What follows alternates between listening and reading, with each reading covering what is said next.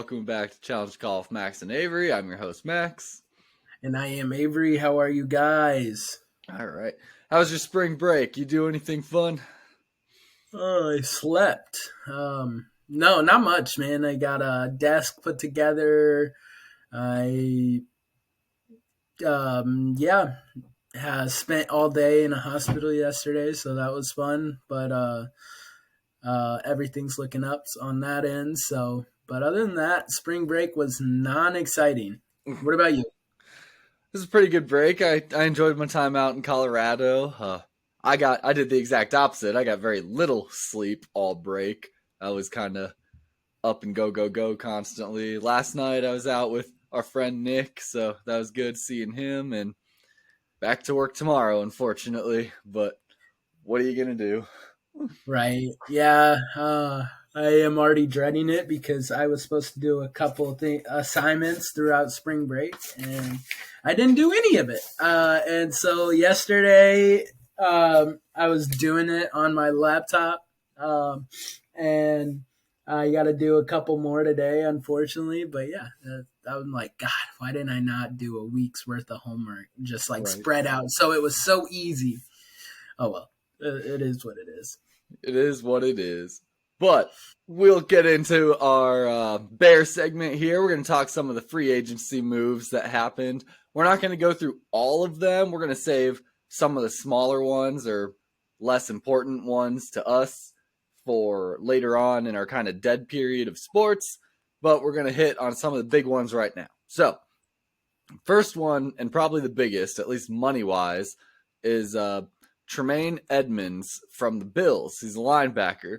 Signed him for a 4-year deal for $72 million. That is wild. That is so much money. Yeah, but not as much as what Roquan Smith wanted. So Tremaine Edmonds, he's an off-ball middle linebacker, so he is, Roquan Smith's position. We were wondering what we were going to get for Roquan, right? Like in replacement. Well, here he is. So 72 mil compared to Roquan's 105 mil, I'll take. But this guy is a stud, man. Like with the Bills, like he last year he had 66 tackles, 1 sack, and 1 interception. He only played 15 games. Yeah, that's not bad. I'm excited for it. He was the 16th overall pick in 2018. He's been to 2 Pro Bowls since then. I think he'll be great. I think he'll really help us out. And like you said, being just cheaper than Roquan wanted. Because along with him, we actually got another linebacker from the Eagles, TJ Edwards, for 3 years and $19.5 million. So those two guys together right there is about what Roquan wanted individually. So we actually are able to get a couple linebackers, not just one. Yeah, and our linebacking core is starting to look a lot better now with TJ Edwards signing. Last year with the Eagles, he had 99 sacks. Yeah, no, 99 tackles and 2 sacks.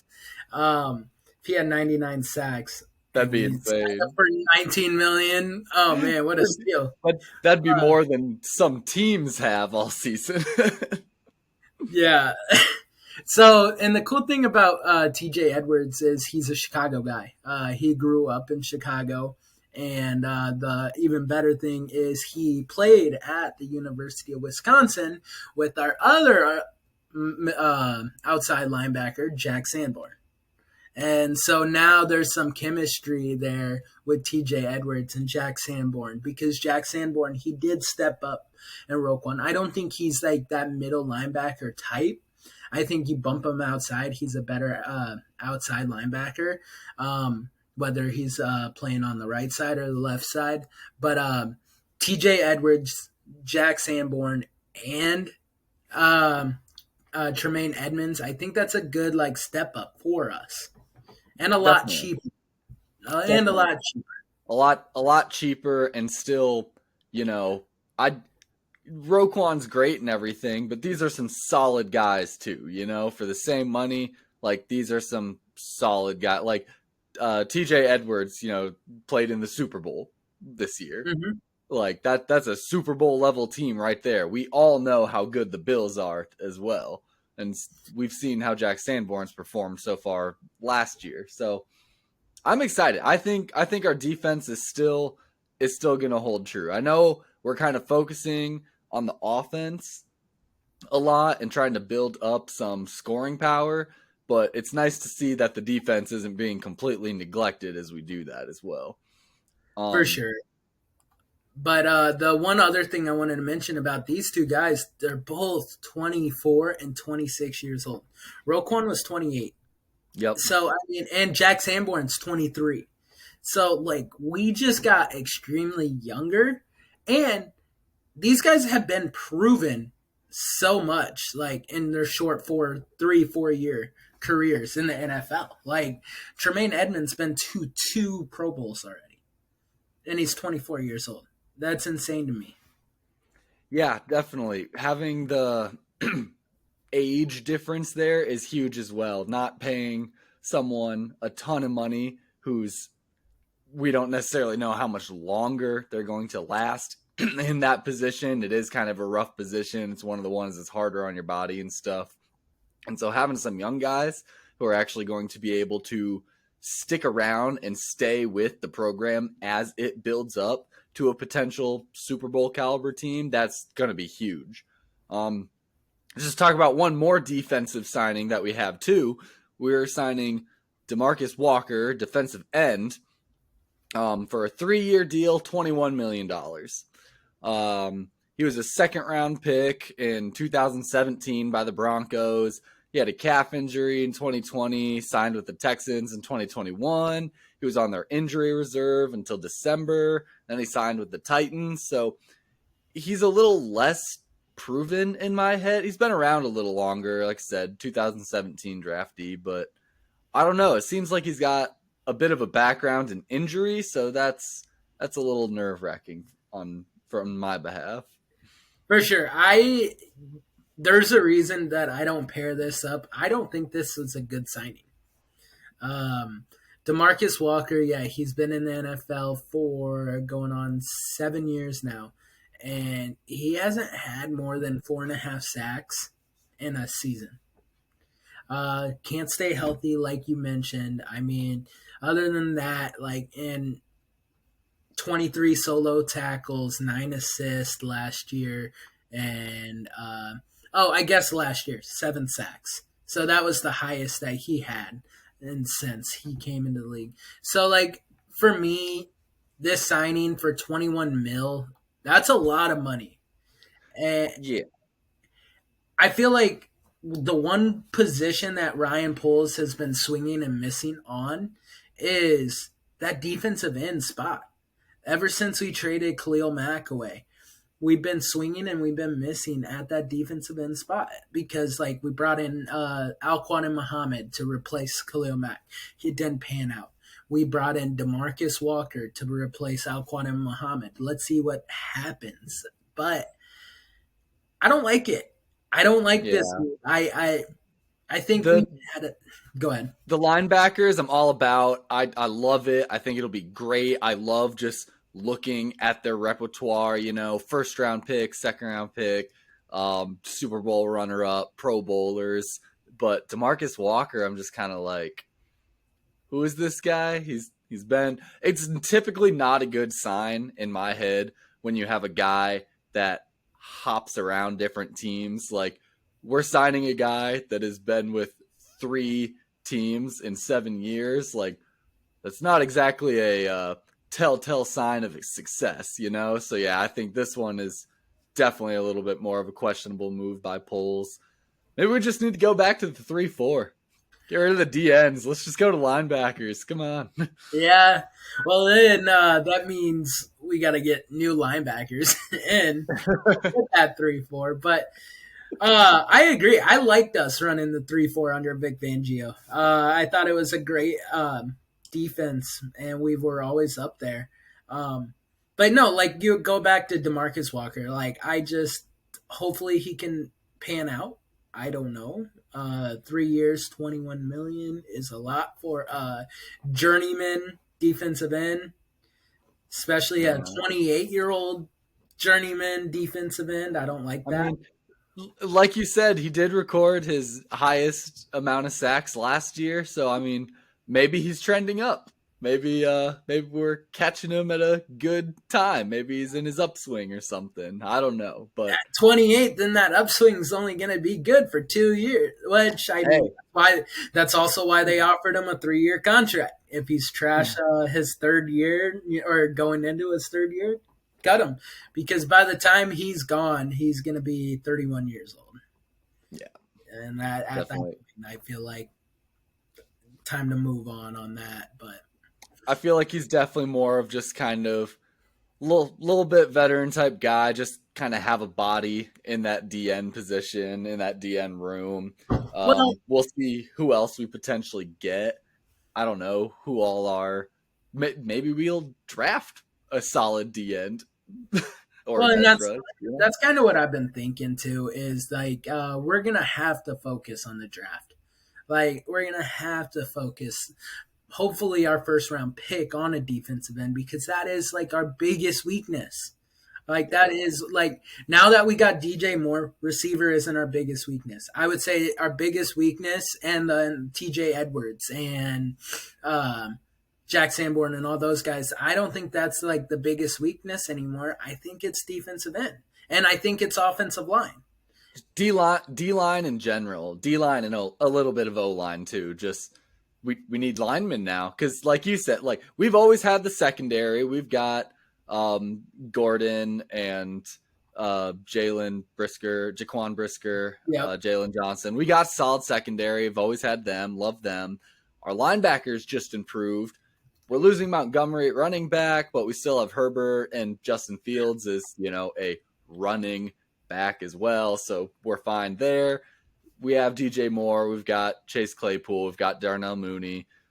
I totally agree. I think we need to focus on just line, offensive and defensively. Just get our line up to par with other teams. For sure. You mentioned David Montgomery and leaving, and this is kind of the only one I want to talk about with leaving. How do you feel about that? Like, I It I have a hard time like especially him going in conference. I don't know if it makes much of a difference at all. He's going to the Lions, but just I don't like to lose him. I hate losing anybody that is successful on the Bears. Like Roquan, super sad when he left. Mac, I was really sad when he left. I feel the same way about Montgomery. I'm disappointed that he's going to be gone, especially being from Iowa State. I'm kind of like, oh well, the Bears just lost a little bit of Iowa connection with that move, but I mean, Khalil Herbert's still pretty good. Like they've always been a good 1-2 punch. I really liked Montgomery. That was almost, I think, the first kind of step in the Bears building an offense a little bit. Is he was kind of that very first initial piece that we got that was like, hey, like we got a pretty solid running back now. Like we can run the ball a little bit, and sad to see him go. yeah, I hate that he's going to Detroit, but it wasn't his. Like, yeah, it's his decision at the end of the day, but it wasn't his decision. Uh, Yeah, Ryan Poles didn't want to resign him. I mean, that's what it comes down to. Ryan Poles didn't want to resign him. But when you're asking 2 years, $18 million, that's $9 million a year for a running back, and you were hurt last year. I understand that. And you got a competent backup in Khalil Herbert. The only bad thing with Khalil Herbert, we saw him last year when it was his time to run the show when David wasn't in, he struggled. And he didn't struggle, but he struggled because, like, you would see he would average about 100 yards a game when they were exchanging 1-2, 1-2, Khalil Herbert. And that's when we're like, oh, well, we love Khalil Herbert. This is awesome. And is Khalil Herbert the number one guy? Well, when David got hurt for that 5-6 week stretch, Khalil Herbert like fell off. And he didn't fall off hard, but he fell off because he was the guy. Well, now Khalil Herbert's got to get ready to be the guy. for sure. And maybe he'll do better this time. Maybe he's more prepared or something. But I agree. I like having that 1-2 punch, especially as much as running backs get beat up, it's kind of the exact opposite of your middle linebacker. You know, like your running backs are the position that you kind of get beat to shit all game, and so you know you need at least a couple guys that can help split those carries up.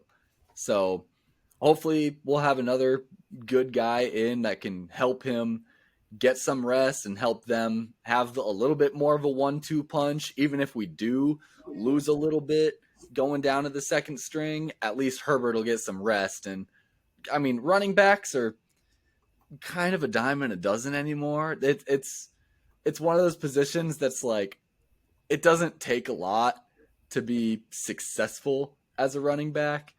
And so they're not as like high value commodities anymore, you know? Yeah, for sure. How would you feel about Ezekiel Elliott being a Chicago Bear? No.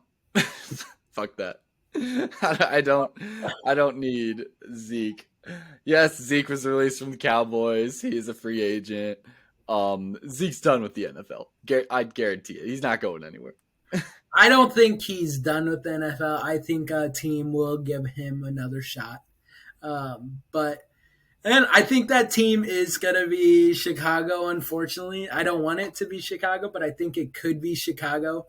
But I also see Austin Eckler because from the Chargers. I mean, they were talking about trades, and he requested a trade, and I think Chicago could be a great lining up spot for Austin Eckler, and that would be love Eckler. Yeah, that would be the perfect complementary to Khalil Herbert because Khalil Herbert's that ground and pound type of guy. Austin Eckler's that right out of the backfield, change of pace type of guy. I love that. For real. That would be perfect. Also, Austin Eckler is a huge pass catcher too. Like he's a Yes. pass catching back, and that's you know, you need that type of what am I thinking of? Being that 2-dimensional kind of back, you know, ground and pound, pass catching. Yeah, I would love Austin Eckler. He's a super awesome back. I think that'd be a great choice.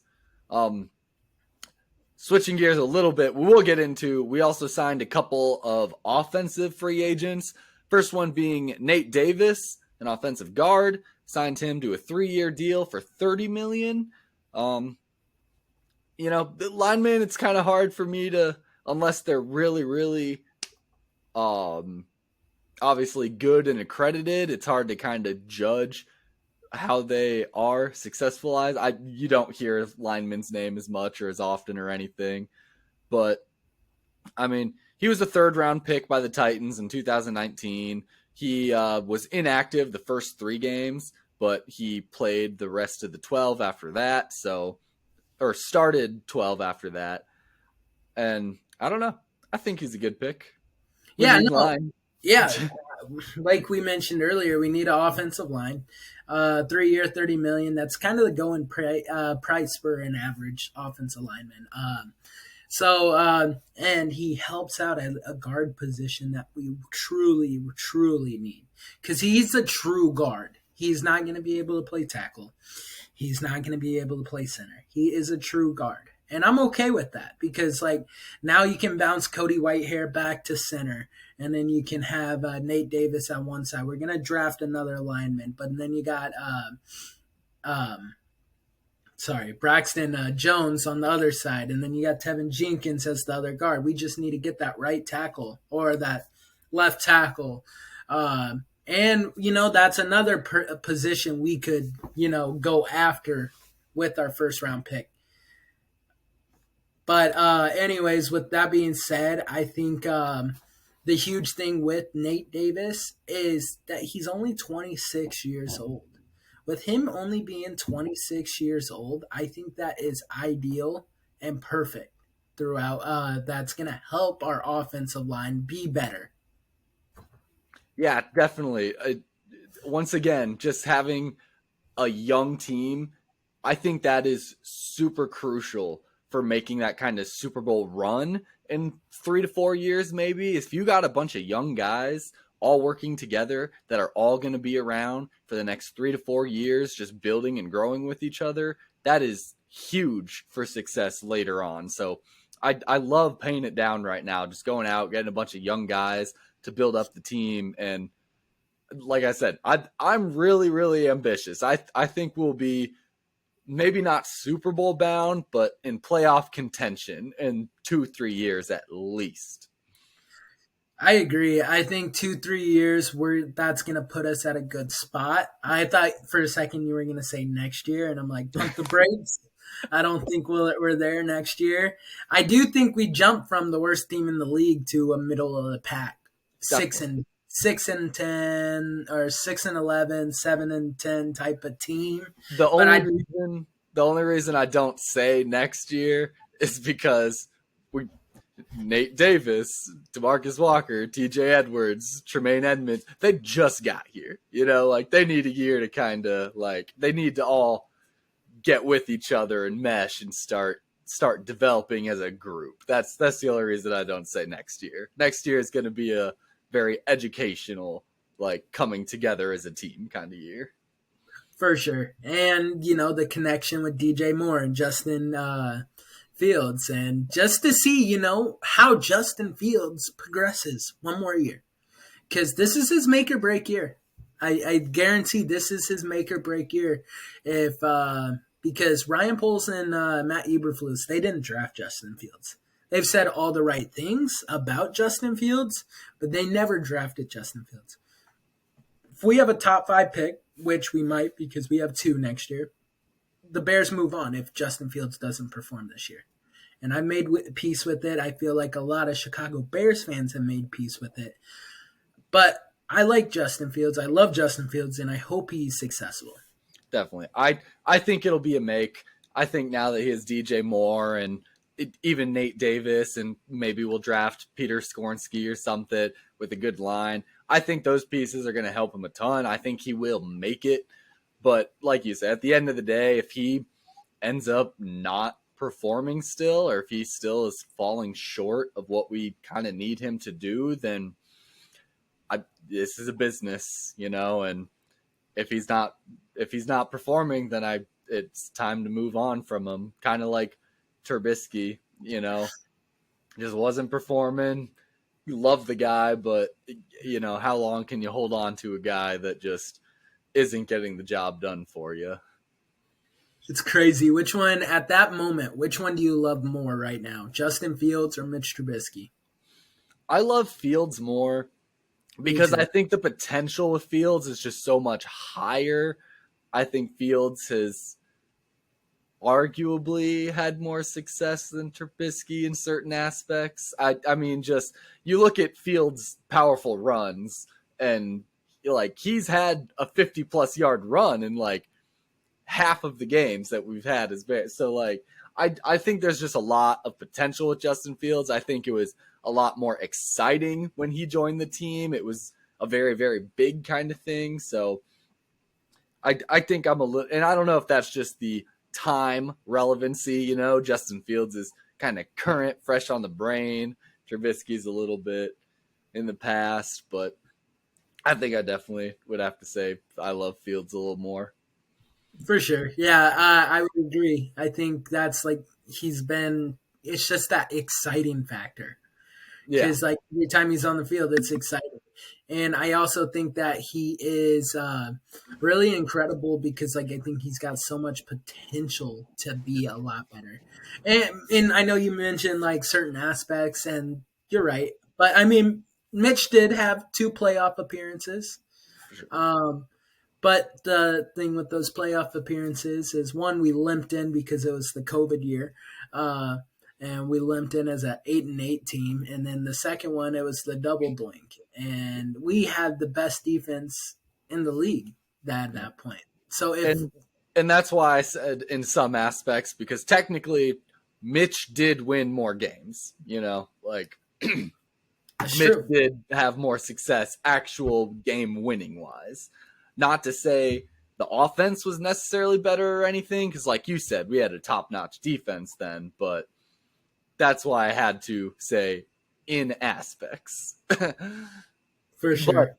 But speaking of that offense a little bit too, the last signing we'll talk about today, we've got tight end Robert Tonyan from Green Bay coming in. 1-year deal, $3.75 million. We're keeping Cole Kmet. You said Eberflus likes his two tight end system. Yeah, Luke Getzey, our OC. Yeah, he Former really likes Packer. his. Yeah, So he should yeah, know. He should know Robert Tonyan well. yeah, and I think that's perfect too because like he knows his strengths, he knows his weaknesses, and I think that's why he brought him in. And I'm okay with this signing. Usually, like former Packers don't really work out for us. Who was the guy last year? I forgot. Oh yeah, no, I guess St. Brown. Yeah, He worked out okay. I mean, he was fine. But Robert Tunyon, I really hope he does well. I mean, 1 year, 3.75. That's a cheap deal for a tight end. He'll be a rotational guy for Cole Kmet. I mean, and the best thing about it, Robert Tunyon's been in the league 11 years. yeah, Guess what? Mentor Cole Kmet. He's young. Cole Kmet's only 23. He's only been in the league 2 years. Grab onto Cole Kmet, and hopefully Cole Kmet grabs onto you and mentor because Robert Tunyon, you've done big things in the NFL. definitely. So, This definitely feels like one of those kind of, hey, we're bringing you in for 1 year. You're going to train up our guy, you're going to mentor him, and we're going to move you almost like we intended with the Andy Dalton and Justin Fields. Like, hey, we've got Justin Fields here. Andy Dalton, come on over. Stay here for a year. Mentor Justin Fields. That didn't go exactly as planned, but hopefully with this one, Robert Tonyan, hopefully Kmet can turn into something because Kmet's a good end. He hasn't shown a ton so far, but I think his potential is high. Like he could be good. He just needs a little extra push. I just think it's confidence issues with Yeah, not Robert Tunyon, Cole Kmet. I think it's confidence issues because I think he gets down on himself. Like we've seen a couple of plays last year that like just are phenomenal at a tight end position. Come on, man! and Like that's step where that's consistent. where that's where a mentor can help the most too. Is like, hey, you don't necessarily need any, like speed training, skill training, like knowledge. Like you're good with everything. Build your confidence up. That's where a mentor can honestly have the most improvement. It's like, hey, I've been around 11 years. Here's how it is. You're great. Just go be great. For sure. Yeah, love that signing. Really love that signing. I think that is one of my favorite signings so far, especially for how cheap it is. Like, True. and he's an all-pro tight end. So, I mean, I'm a big tight end guy, so yeah, I really enjoy that signing as well. But anyway, we will move on from our football talk now. We'll get you guys more in later weeks here as we move on. But time to get into some March Madness. And truly, has it been mad? First of all, we'll go through our Iowa teams that made the tournament. There were 3 of them: Iowa, Iowa State, and Drake. Iowa played Auburn, and they lost 83-75. That was man, that was disappointing, huh? yeah. The thing is, we could not hang with Auburn's guards. Auburn's guards were too quick. They were really quick. I don't know. We couldn't keep up, and we just once again looked ugly out there. I don't know. I hate that our shots don't sink sometimes, when you're putting up shots and just whatever. And it's hard because I know it's one of those things where it's like, hey, if you're a shooter, you got to shoot. And it's like, Chris Murray, hey, you're not hot right now, but keep shooting. You'll make them, you'll get hot, whatever. But there are some times when I see guys putting up threes, and I'm like, damn it, you have not made. We are 0 for 10 right now. Stop fucking shooting threes. Like I understand it's basketball. When you're a shooter, you're supposed to shoot. That's like eventually they'll start falling, supposedly. But it's a little frustrating sometimes to see shot after shot bounce off the rim or just like graze the backboard and not fall. For sure. And like what you mentioned when Sanford came in and he started shooting, and like he was cold at that point. I mean, he did warm up because he's the one that brought it back within four, I think it was at one point. Yeah. Yeah, I think because he hit back to back threes. But I remember Peyton Sanford coming in and he's like, I'm just gonna start shooting, and the first like four didn't go in, and I'm like, what are we doing, guys? And then he started hitting, and I was like, and that's similar with Chris Murray too. I mean, he was cold a lot of the game. And I hate to say that, but he was cold a lot of the game. But he did have that nice little stretch where he got hot. I think it's another consistency issue thing. I think that's what it is. It definitely is. And that's so Avery and I both picked Iowa to move on in our brackets. Reason being was, yeah, I know they're inconsistent. I was hoping we'd at least be on a high swing, or have a good performance on Auburn. We could shit it away on Houston. That's fine, whatever. They're the 1 seed. But I was hoping we'd at least be in our upswing of inconsistency. But unfortunately, that was not the case, and we lost. So did Iowa State, which is actually a bigger upset. Iowa State was number 6 versus number 11 Pittsburgh, and they lost 59-41. Yeah, 41. what a terrible performance. How did they win the Big 12? That's my question. How did they win the Big 12? I don't think the men's team won the Big 12. Oh, the women's won the Big 12, Yeah. right? Yeah. Yeah. It was just a really terrible performance all around by Iowa State. Jaron Holmes led the game with 13 points, but I don't understand. Like Iowa State, like I thought they would come in a little hot and like, okay, here we go. They Pittsburgh was just the better team out there. I will say, I didn't have Iowa State going very far in my bracket. I think I actually had them losing round of 32. I forget to who exactly, but it came down to, when we were looking at the points per game and all that comparison, Iowa State had one of the lowest points per game that I had seen of any team that we were comparing. And that's what really did it in for me. And it shows right here. It just absolutely shows right here. They scored 41 points. I'm pretty sure that is the lowest a team has scored so far in March Madness this year. And that's exactly what I was fearful of. I'll give myself the credit of saying the team that they were supposed to play, Pittsburgh, was a play-in game. I had chosen I had made my bracket before the play-in games were played, so I didn't actually know who Iowa State was going to play, so I just kind of moved them on right away. Anyway, I like to think that maybe if I would have seen Pittsburgh there against them, then maybe I would have changed my mind and had them losing earlier, but Wouldn't that be nice if we would have known? That's one thing I do not like about picking March Madness like a couple of days prior, is because those first 4 playing games, they don't happen until the night before. And I really hate not knowing what team's going to match up. Usually it is a 16 seed, so it doesn't matter as much, or you would think it doesn't you would matter. think.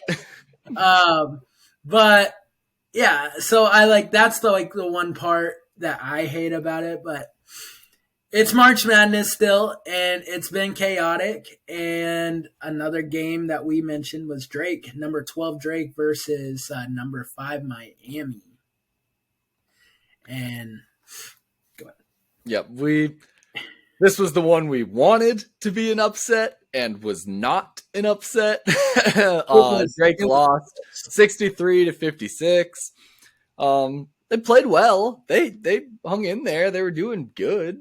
They were the only Iowa team that actually looked like they deserved to be there competing in the March Madness tournament.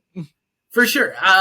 They were the best Iowa team in the round of 64. I guarantee. They were the best. And the cool thing with them is like they were leading 56-53 going into 3 minutes left of the game. And even if like I'm looking at the tracker with 12 seconds left, it was only 56-59. And so like it's not like that score doesn't represent what that game Oh, no. was. We've talked about that before. Sometimes the score by the end of the game gets inflated because you get into those situations of, hey, we're down 2 with 30 seconds left. So what do we do the minute the other team touches the ball? Foul. And then you just kind of get that free throw inflation going on. So, no, yeah, Drake definitely played a very, very close game. That is not indicative of this final score, but unfortunately, still just couldn't manage to pull it out on top. It's sad, but I did pick Miami, so I'm bittersweet on it. I did get a pick right, but at the same time, it would have been cool to see Drake continuing on. For sure. I'm kind of disappointed on the way Tucker DeVries played in this game.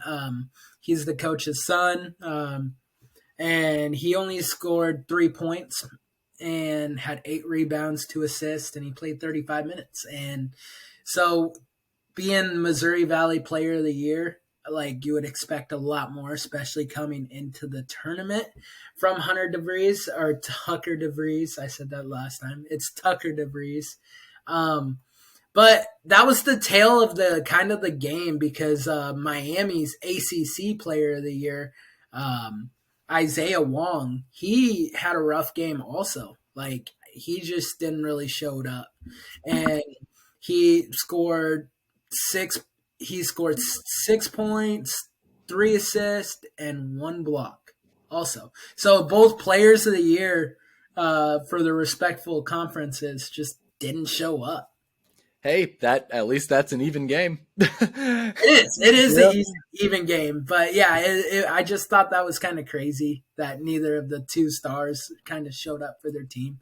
But I mean, it's been the same story with all our other Iowa teams as well too. I mean, look at Chris Murray. He didn't have the best game. Look at I don't know who Iowa State's greatest player is. I always like watching Kuntz, but Kuntz.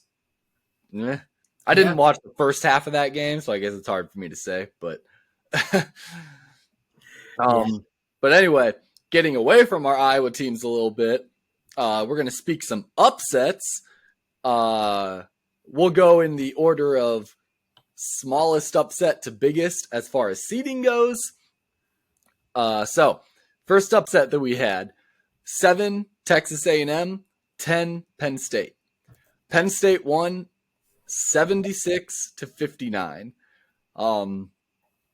We did not have them moving on, or at least I didn't. I forget. Did you pick Penn State past round of 64? no. Yeah. So didn't call that one. That one was a little surprising. I wish I would have had a little more Big Ten biased in that pick. Like, hey, nah, they can get past that, but it's madness. It's March Madness. Yeah, Penn State just got hot at the right time. I think that's where it all kind of comes down to is like that's the reason Penn State is there. They kind of just got hot at the right time, and that was a good upset. But yeah. Next one, we already mentioned it. 6 Iowa State, 11 Pittsburgh, 59-40. What just such an awful offensive performance. I'm sorry, I can't get over the 41 points. Every team I've ever seen in March Madness has scored at least 50 points. Like that's just it is just sad. But glossing over that a little bit, we've got number 4 Virginia versus number 13 Furman. Furman won 68-67. Super last second shot. That's one of those that's almost a little more questionable. I love a good upset. I love, chaos a little bit happening, but sometimes when it's moments like that, when it's just like a last minute hooked up 3 that happens to hit, it's kind of like, okay, did Furman necessarily deserve to win that one? For sure. I agree. That was a hell of a shot at the end of the game, though. For sure. Yeah. And a hell of a steal. Like, I mean, Furman, they kind of looked like they belonged. Of course, we saw what happened in the round of 32 with Furman meeting their maker and another upset. But yeah, no, I think that was kind of just a fluky game. And I just, if you play that game 9 out of 10 times, Virginia wins 9 out of 10 times. Yeah. I think that's the ideal that I'm trying to get at. I mean, if you play that game 25 times, I think Virginia wins 24 times. Right.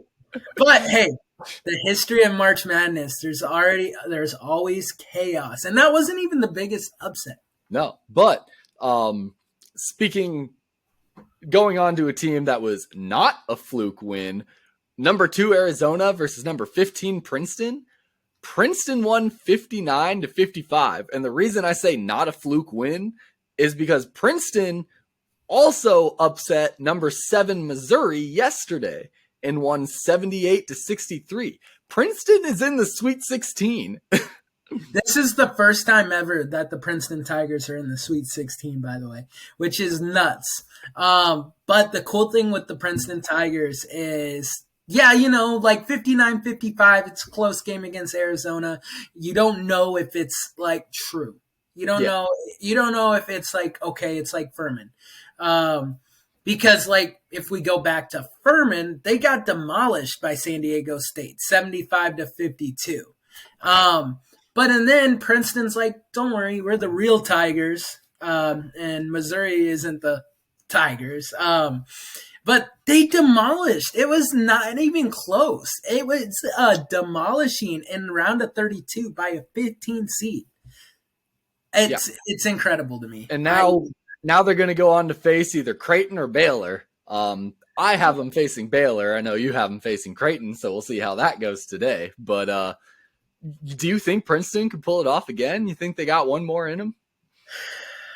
If it's Creighton, I hope not. But if it's Baylor, yeah, I think they can. But I really hope not. But I think that would be insane if they pull it off. I also want to mention New Jersey. Have you heard about this with New Jersey? No. All the teams in New Jersey that are upsetting teams right now? Yes. Yeah. Okay. The last 2 years, St. Peter's. And I'm going to give away our number one, but that will just St. Peter's, New Jersey, 15th seed, made it all the way to the Elite Eight. This year, Princeton, New Jersey, 15th seed, going to the Sweet 16. And our darling itself, number 1, Purdue, lost to Fairleigh Dickinson, the 16th seed of the tournament. What in the world is going on? And where are they from? New Jersey. Once again, I would like to point out that we picked Purdue off of a play-in game. So maybe we no. So I was going back into I was listening to our podcast from Thursday, and I did mention that, I watched Fairleigh Dickinson's play-in game, and man, can they shoot from the 3. And I would not be surprised if this was a close game. And I was shook that I actually predicted a little bit of that. So I'm pretty proud of myself on that. I can say, my heart was with Fairleigh Dickinson, but I had to go with Purdue. But Fairleigh Dickinson, man. Absolutely wild. They out-rebounded Purdue. They are the shortest team in the country. I know you said 6 foot 2.5 inches is their average height. They had 33 rebounds against Purdue, who is 6'9" on average, the tallest team in the country, only had 29 rebounds. That's insane. That is like effort. That is effort rebounding right there. For sure. This game was just incredible to me. I loved every little bit of it. FDU is just like one of those fun teams to watch that you're like, oh my God. And they're all short and they're all running around, and it's like, this is basketball. I love basketball like that. I love seeing underdog matchups, and I like seeing like a smaller size guy be able to take on a bigger size guy. Sure. It's one of those things where it's like you're talking that short, quick speed running around the like bigger opponent that's just like lagging behind. That's what I love about some of the shorter guys in basketball. It's like their quickness, their speed, that they can just, whip around a screen and throw up a three before the guy can even get a step in their direction to try and block it. I love seeing that, just quick movement and speed around the court. For sure, yeah. And the other thing with this team is just Tobin Anderson, their head coach, Iowa guy. Actually didn't know anything about Tobin Anderson before that. He actually spent a couple of years under his dad at Clarkson College. And so small D3 shout out there. But yeah, I just think that's cool, seeing another Iowa guy like perform and do well. Yeah. So let's see. Fairleigh Dickinson is now going to play. They will play Florida Atlantic. Florida Atlantic. Okay. What seed are they? Where is this? Number 9. Number 9. Okay. Do they move on again? Do you think they win another? In the sake of St. Peter's, I think they win again. I think Princeton is the St. Peter's of this year, though. Yeah. I don't know. I think it's going to be another close FAU game. I also think Princeton has a harder path a little bit. Definitely. Definitely, because along with that theory, you think Purdue should have the easiest path because they're a number 1 seed, right? So if you're a 16 upsetting a number 1, in theory, you should have the easiest path in your, what do you call it? Conference side of the bracket, whatever. Right. Yeah. The weird thing too is like FAU, man, like they played good against Memphis, but they didn't play great against Memphis. And so like, that's why I'm like questioning, does Fairleigh Dickinson get to the Sweet 16? They might. Yeah.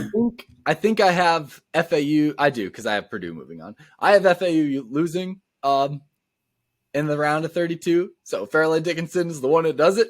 Fuck it. Fairleigh Dickinson is the one that does it. Purdue's not going on anyway.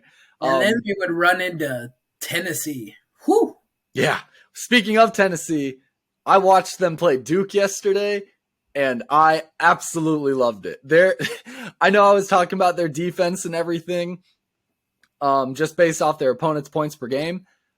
I actually got to witness a full game of their defense now, and oh my God, it is crazy. They are just defensively stout. It is wild how many shots they block, how many disruptions they cause, how many steals they get, how many fouls they get, because obviously, if you're playing intense high-level defense like that, you're going to get a few fouls. But it was just absolutely insane to watch how they beat up Duke. And I mean literally beat up, put like 3 players on the ground, cut a guy's cheek open. Like they literally beat up the Duke.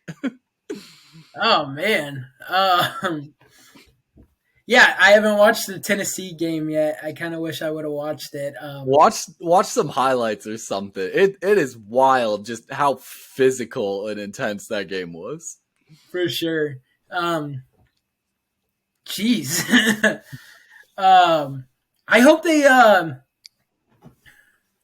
I hope Tennessee keeps going, but I really hope Fairleigh Dickinson meets Tennessee. Actually, I don't, because I feel like Fairleigh Dickinson is so small that if they face Tennessee's defense, it is going to be a bad day. Somebody's going to die. Someone's going to die. Because like Purdue's big, right? But they're not physical. No. Zach Edey's just tall, and that's it. But I would argue that Purdue is actually not a very physical team at all.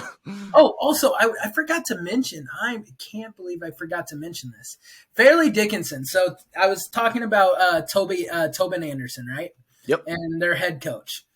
They have 3 starting players on their team. So Tobin Anderson coached at a small D2 St. Thomas in New York before he got the job with Fairleigh Dickinson. Their top 3 scorers, I'm trying to pull up their names right now.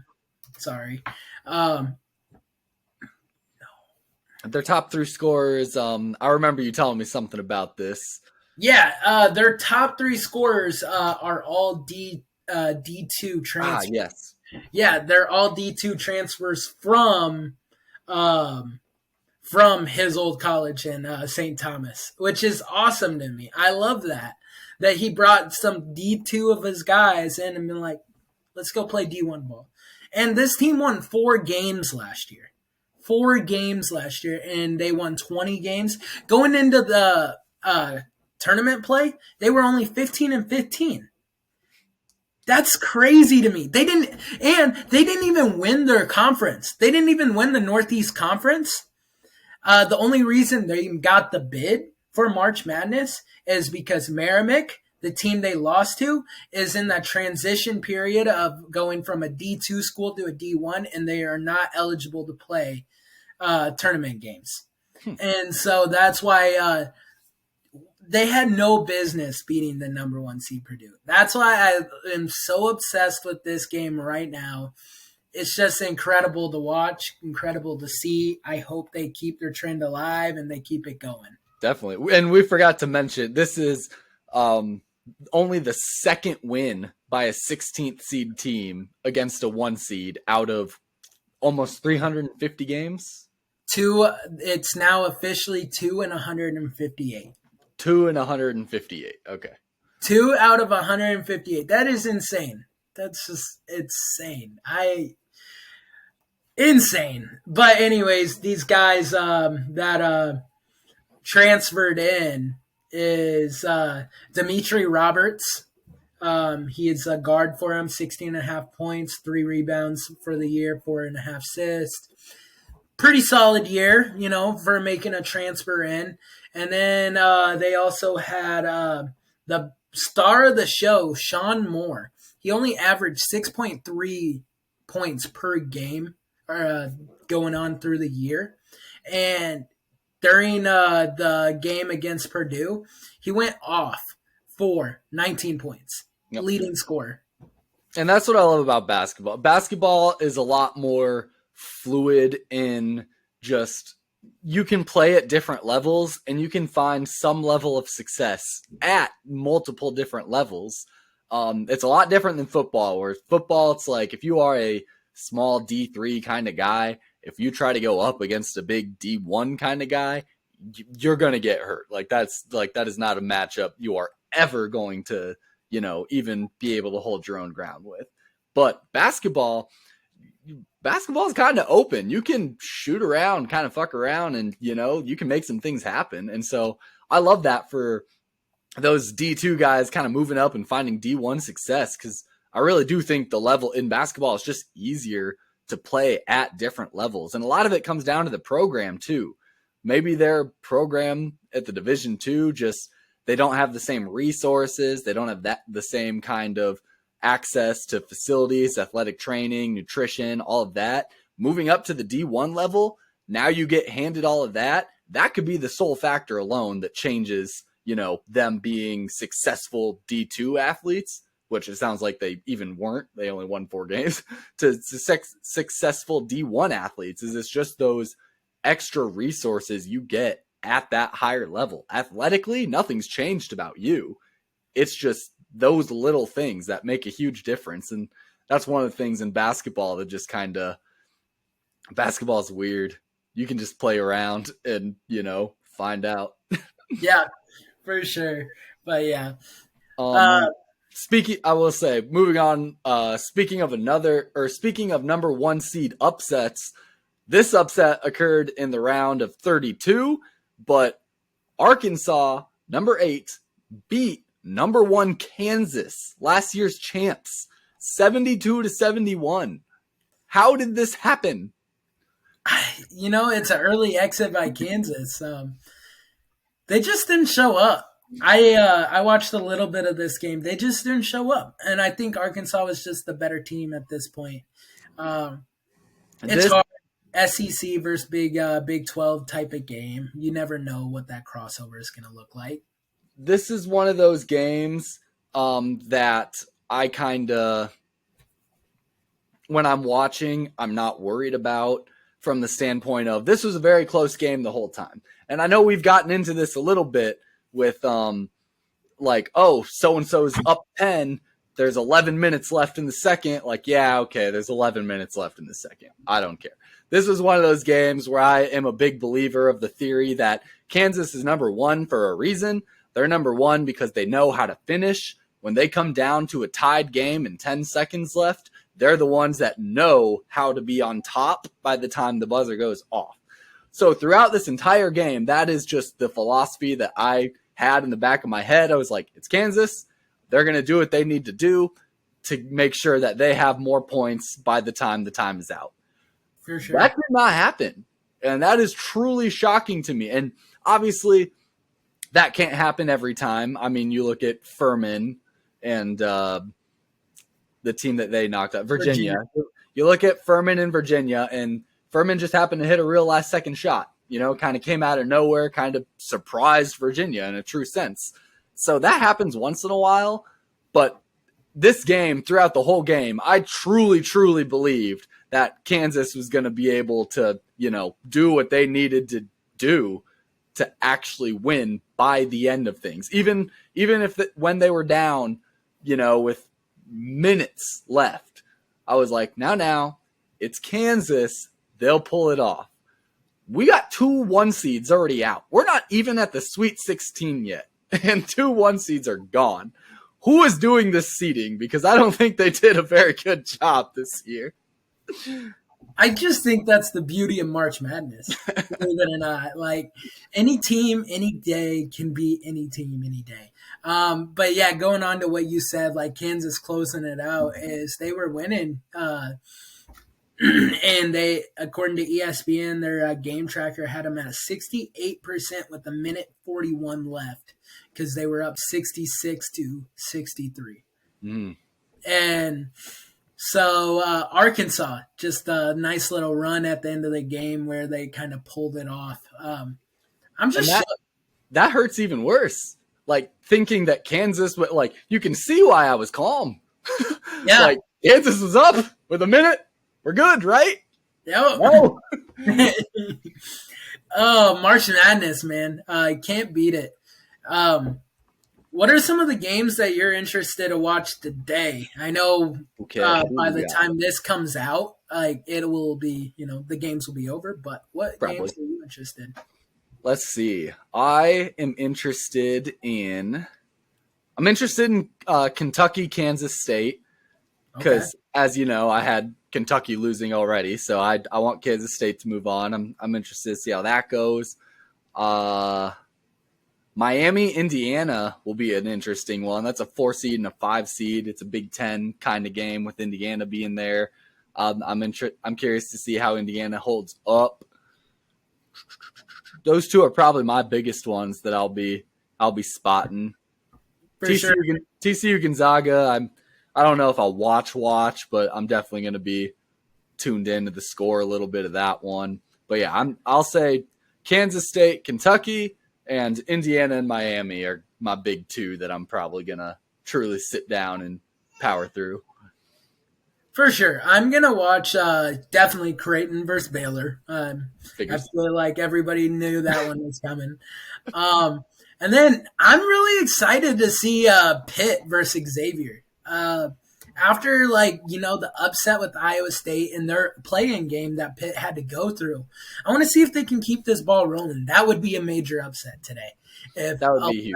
Pitt beat number 3 Xavier, but Xavier barely hung on by the seat of their pants against Kennesaw State. So I'm really hoping that Pitt can just keep the magic alive. Keep if they can because that's close to New Jersey, right? I mean, Pennsylvania is right next to New Jersey. Can they just get a little bit of that New Jersey magic and pull off an upset against Xavier? That follows about the same logic as if Iowa plays in Des Moines, that's home, right? Right? Oh, No, but yeah. and of course, Fairleigh Dickinson is going to be a game that I circle. I feel like Oh, everybody will circle definitely, that game. The hard definitely part one to is, keep an eye on. yeah, the hard part. That game starts at 7:45. Creighton starts at 7:10. I Oh, hate when that happens because then I'm just like, they need to play three. more games like in the morning. Like I Yeah, feel like all morning I don't have anything to watch, and then yeah, like you get one game, and then you have like a untimely break before the next one starts. They need to even out that schedule. There's like 3 or 4 games that overlap each other in the evening. I'd push some of those to the morning. I'm bored. I want to watch some basketball. for sure. I think a lot of it on Sundays, they do it for church purposes. I mean, it Because was the same yesterday. that's Saturday was true. the same thing. Like, That's true. you got one like 11 o'clock start game. I was up at like 9 on Saturday, just fucking twiddling my thumbs, waiting for some fucking basketball to happen. For sure. Um, well, they started at what 10 o'clock on Friday. They started pretty early on Friday morning, so All right, maybe the weekdays are different. Maybe it's just a weekend thing, but still don't understand that. anyway, yeah, stay tuned. We'll talk more March Madness next time. I'm excited to see how the brackets goes.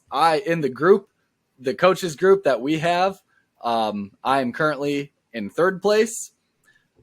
Both teams that are above me have Virginia winning the championship and Purdue winning the championship, so I already got a leg up on them there, so that makes me happy. But you want to talk NBA real quick? Sure. All right. So last we left you guys with is Avery's Bucks played my Kings. Did not work out super great for the Kings, unfortunately. I watched a little bit on my phone. Like I said, I was in Colorado at the time with my girlfriend. We were actually watching Outer Banks, and so I kind of had it on my phone to the side, giving it a little eyeball here and there. But it was a pretty close game. I thought it was a decent game. The Kings were up at one point, I remember. I think when I first turned it on, the Kings were actually up, and I was kind of like, okay, come on, just hang in with it. Hang in with it. But by the time it was all said and done, the Bucks won 133 to 124. God, NBA is wild. Those scores are like doubled all the scores that we've been talking about with college right now. That's part of the reason I don't watch NBA too. I think for some reason the score just starts to get too insane to me. I'm like, nah, that's too high. I can't do this. For sure. I mean, you think about it. They take the best out of college basketball, put them in the NBA. You're gonna have that. Yep. But yeah, no, the Bucks won. I get bragging rights for the year. But Till we meet in the playoffs. we won't. Well, if we do meet, we're gonna meet in the championship. Exactly. Okay, playoffs. I know what I said. Okay, sounds good. Sounds good. Other than that, man, college basketball is kind of taking the front runner of everything else. I haven't watched many other Bucks games, and the Bears free agency moves has just been insane. So, I want to give a shout out to Ryan Poles. He's done amazing. Come on our pod. No, I'm kidding. Come on our pod. We get a message tomorrow. Hey, so you guys wanted to talk to me? Come on. I'll send you the link. That'd be awesome. But and our buddy Matt Eberflus. I hope he's doing well in Chicago. We go way back for a long time now. But yeah, other than that. All right, guys. Well, it's been a good episode. Come back here next week. We'll talk more March Madness for you. We'll talk some more of the free agent signings the Bears have had, some of the smaller ones.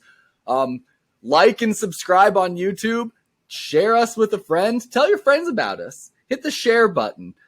You know, we're looking for some new followers. We actually have a TikTok now. If you guys haven't checked out our TikTok, go look at our TikTok. We've got some different lists that we've made. We've got a list of the top March Madness upsets. We got prospect lists for each position.